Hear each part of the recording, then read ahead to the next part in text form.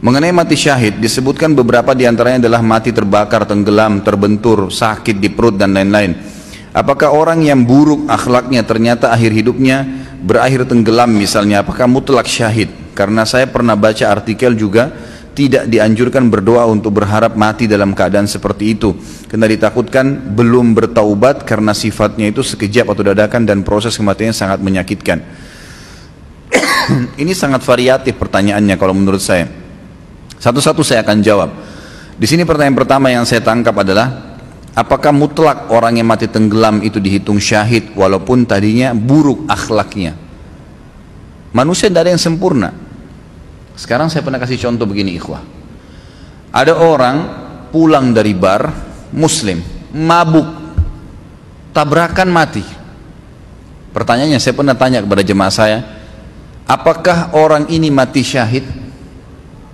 Muslim, keluar dari bar, mabuk, tabrakan, apakah dia mati syahid? Jangan ragu jawab, mati syahid. Dia mati syahid. Tapi Ustaz, dia dari bar kemaksiatan. Tapi dari mana kita bisa jamin? Mungkin sementara dia di mobil sebelum tabrakan sempat tobat berapa menit itu. Berapa banyak orang yang begitu? Kan gitu.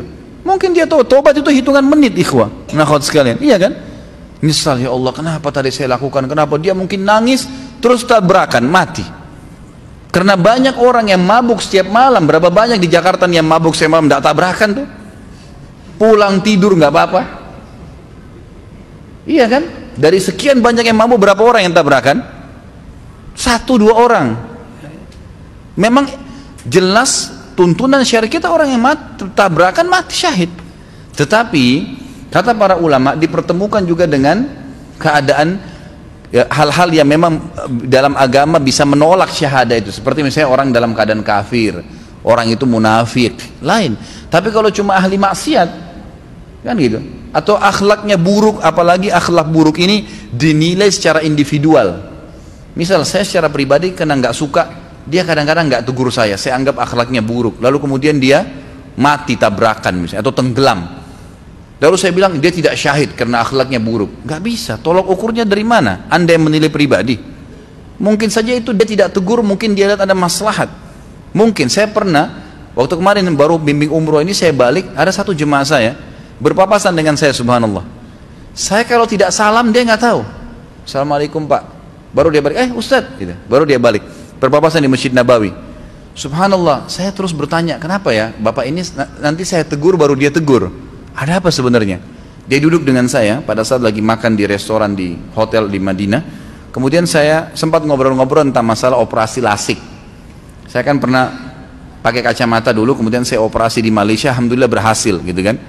Kemudian saya bicara, dia pakai kacamata orangnya. Setelah bicara masalah lasik, dia bilang akhirnya, Ustadz, saya ini kalau dari jarak dekat, apalagi kalau jauh nggak ngelihat orang.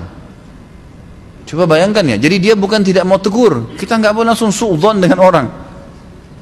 Ternyata dia nggak lihat, dan saya memang tetap cuma bertanya, kenapa orang ini ya? Tapi tetap saya ramah, saya nggak ada masalah.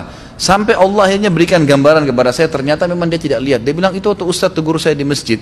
Kalau Ustadz nggak tegur, saya nggak dengar suaranya, saya nggak lihat. Padahal kalau kita lihat seperti orangnya normal gitu kan. Jadi subhanallah, dari mana tolok ukur buruk atau tidaknya orang ini?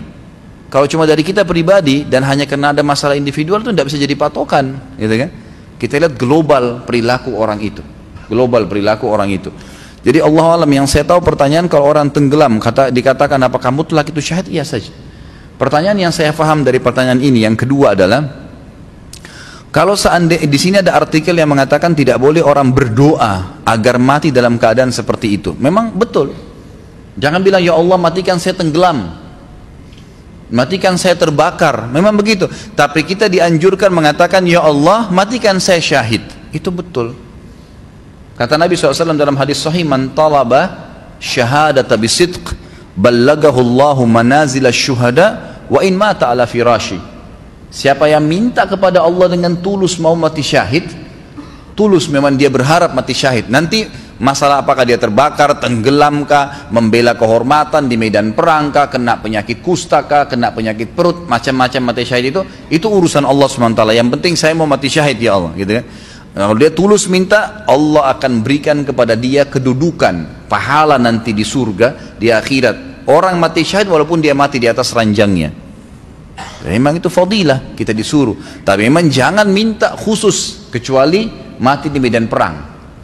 Kalau mati di medan perang memang itu sudah umum, gitu kan?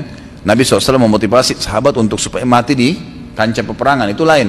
Tapi kalau jenis ini syahadah yang lain ini, saya tahu ulama mengatakan sebaiknya jangan disebutkan, ya gitu. Misal minta agar mati kebakaran atau agar mati dalam kondisi tenggelam.